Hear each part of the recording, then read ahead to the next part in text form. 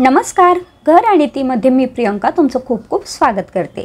आज मी तुमच्यासाठी घेऊन आले एक सुंदर अशा इलेक्ट्रिक मल्टी कुकरचा रिव्ह्यू।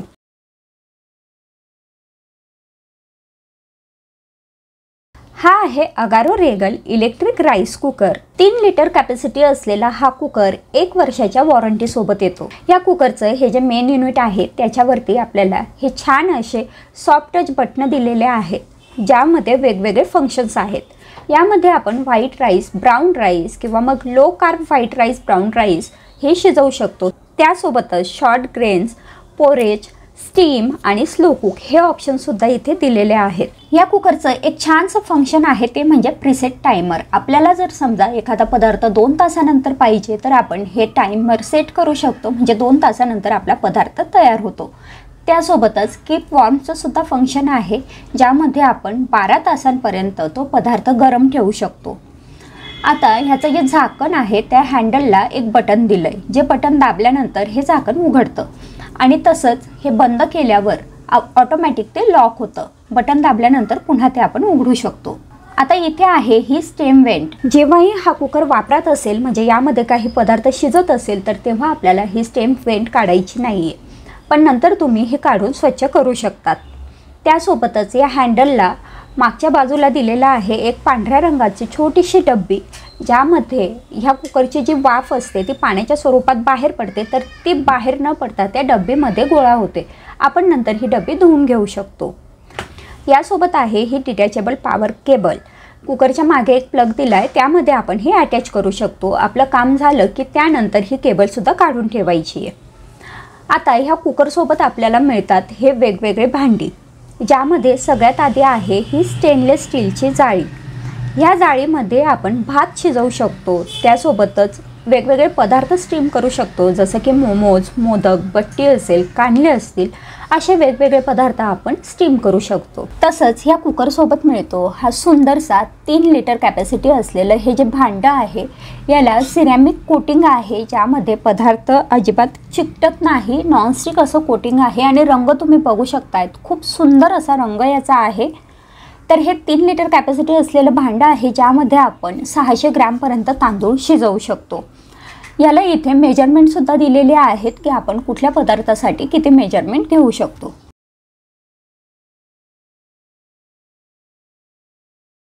आता ह्या कुकरमध्ये मी सगळ्यात आधी तर भाजी बनवून पाहते, तर त्यासाठी हे जे भांडं आहे ते कुकरमध्ये ठेवलं। हे भांडं कुकरमध्ये ठेवूनच आपल्याला कुकर यूज करायचं आहे। भांडं नसेल तर डायरेक्ट त्या कुकरमध्ये पाणी वगैरे टाकायचं नाही।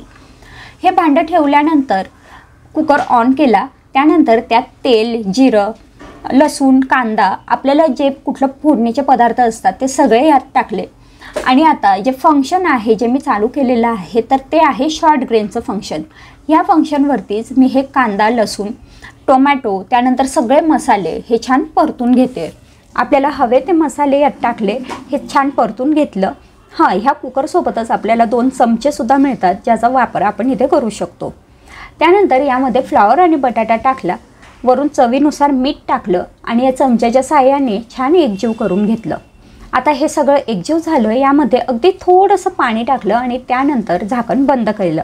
आता ह्या कुकरचा जो टायमर आहे तो 10 मिनिटं आधी आपल्याला दिसायला इथे डिस्प्ले व्हायला सुरू होतो आणि त्यानंतर 10 मिनिटं पूर्ण झाली की ते आपोआप कुकिंग बंद करतं आणि कीप वॉर्म मोडला सेट होतं। तर आता इथे मी हा कुकर बंद केलेला आहे आणि आपली भाजी इथे छान शिजलेली आहे, ती मी चेक करून पाहिली। तर शॉर्ट ग्रेनच्या फंक्शनवरती मी ही भाजी बनवली आहे। आता पुढचा आपण बघू भात।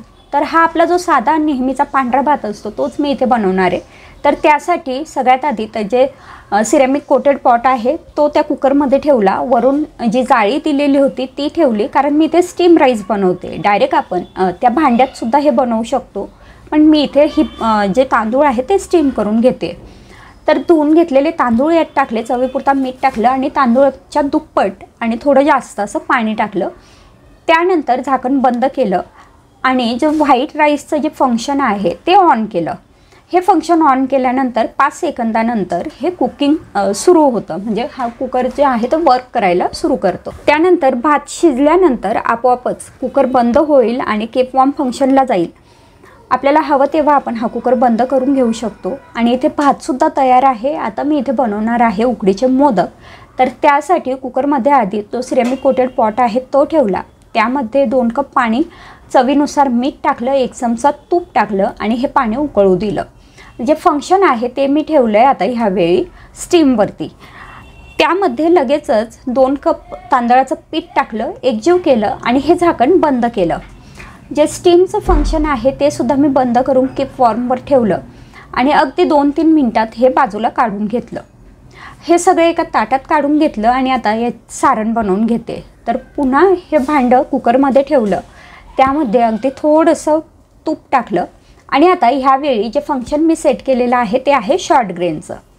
त्यामध्ये खोबऱ्याचा जो किस होता म्हणजे ओल्या नारळाचा किस तो टाकून घेतला, थोडासा गूळ टाकला आणि हे सगळं चांगलं एकजीव करून घेतलं। अगदी 2 मिनटं हे कुकरचं झाकण बंद केलं। आपण मध्येच हे झाकण उघडूही शकतो आणि बंद करू शकतो, म्हणजे यामध्ये अगदी वाफ दाटेल असं नसतं। आता हे आपलं सारण तयार आहे। यामध्ये थोडीशी वेलची पावडर टाकली आणि एकजीव केलं। त्यानंतर जे तांदळाचं पीठ आपण उकड काढून घेतलेली होती ते चांगलं मळून घेतलं, त्याची एक छोटासा गोळा घेऊन छान छोटीशी पुरी लाटून घेतली आणि आता याचं छान उकडीचा मोदक बनवून घेते। मोदक बनवण्यासाठी तर मी पारीला अशा पद्धतीने सुरुवातीला छान कळ्या करून घेते। आपल्याला शक्य होतील तेवढा मोठा छोटा मोदक आपण बनवू शकतो। मोठा मोदक राहिला तर कळ्या सुंदर पाडता येतात। आता त्यामध्ये मी हे जे सारण आपण बनवून घेतलेलं होतं ते टाकलं आणि त्यानंतर हलक्या हाताने हा मोदक छान बंद करून घेतला।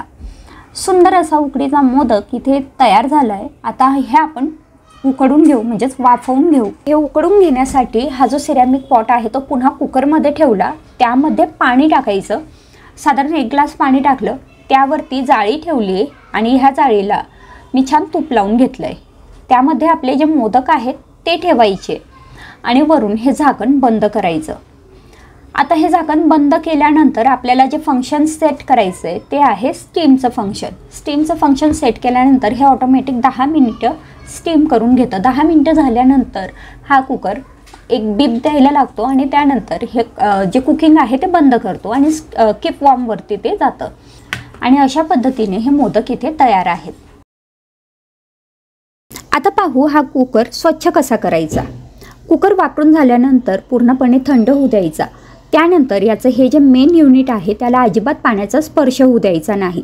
एखाद्या कोरड्या रुमालाने किंवा मग थोड्याशा ओलसर कापडाने आपण हे पुसून घेऊ शकतो, पण शक्यतोवर याला पाण्याचा स्पर्श होऊ द्यायचा नाही आणि पूर्णपणे कोरडं झाल्यानंतरच वापरायचं।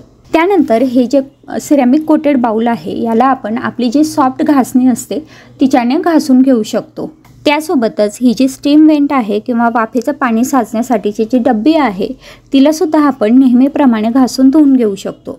जी स्टीलची जाळी आहे तिला तर आपण नेहमी आपले जसे भांडी घासतो तशीच हे घासून घेऊ शकतो आणि त्यानंतर आपल्या नॉर्मल पाण्याने ही धुवून घ्यायची। शक्यतोवर हातानेच धुवायची, मशीनचा वापर करायचा नाही। आणि असंच याच्यासोबत जे मेजरिंग कप किंवा चमचे मिळतात ते सुद्धा आपण नॉर्मल धुवून घेऊ शकतो, फक्त जे मेन युनिट आहे त्याला पाणी लागू द्यायचं नाही। जर तुम्हाला हा Agaro regal electric multi cooker purchase करायचा असेल तर त्याची लिंक डिस्क्रिप्शन बॉक्समध्ये दिलेली आहे।